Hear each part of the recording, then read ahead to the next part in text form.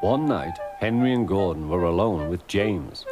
Although the Fat Controller was beginning to think well of him, whenever a chance came, the other engines would talk of nothing but bootlaces. "Remember the time one had to be used to get you out of trouble, James," they would tease. James tried to get his own back, talking about engines who got shut up in tunnels and stuck on hills. But they wouldn't listen. "You talk too much, little James," said Gordon. "A fine, strong engine like me has something to talk about. I'm the only engine who can pull the express. When I'm not there, they need two engines. Think of that. I've pulled expresses for years and have never once lost my way. I seem to know the right line by instinct." Every wise engine knows, of course, that the signalman works the points to make engines run on the right lines, but Gordon was so proud he had forgotten.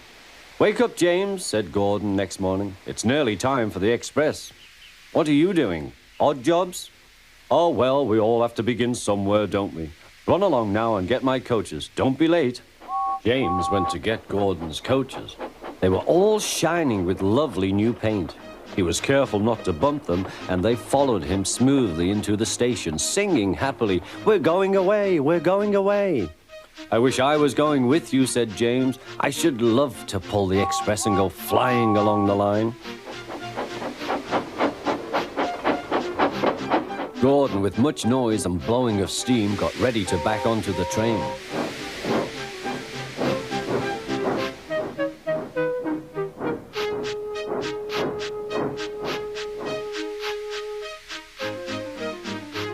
The Fat Controller was on the train with other important people, and as soon as they heard the guard's whistle, Gordon started. Look at me now," he puffed, and the coaches glided after him. "Poop, poop, poop, poop, poop. Goodbye, little James. See you tomorrow." James watched the train disappear and then went back to work. He pushed some trucks into their proper sidings and went to fetch the coaches for another train. James had just brought the coaches to the platform when he heard a mournful noise. There was Gordon trying to sidle into the station without being noticed. "Hello, Gordon. Is it tomorrow?" asked James. Gordon didn't answer. He just let off steam feebly. "Did you lose your way, Gordon?" said James. "No, it was lost for me. I was switched off the main line onto the loop. I had to go all round and back again."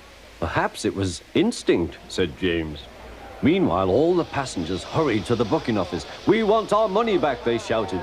But the Fat Controller climbed on a trolley and blew the guard's whistle, so loudly that they all stopped to look at him. Then he promised them a new train at once. "Gordon can't do it," he said. "Will you pull it for us, James?" "Yes, sir, I'll try."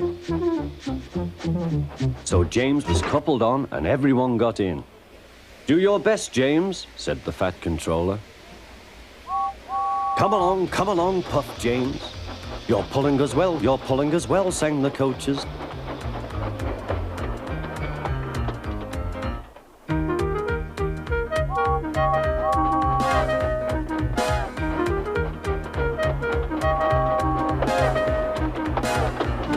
Bridges and stations flashed by, the passengers cheered, and they soon reached the station.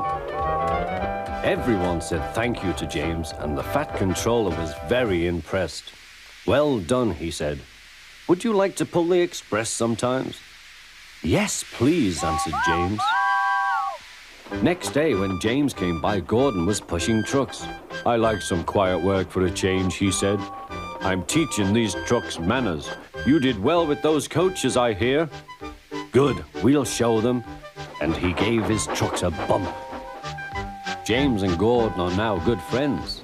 James sometimes takes the express to give Gordon a rest.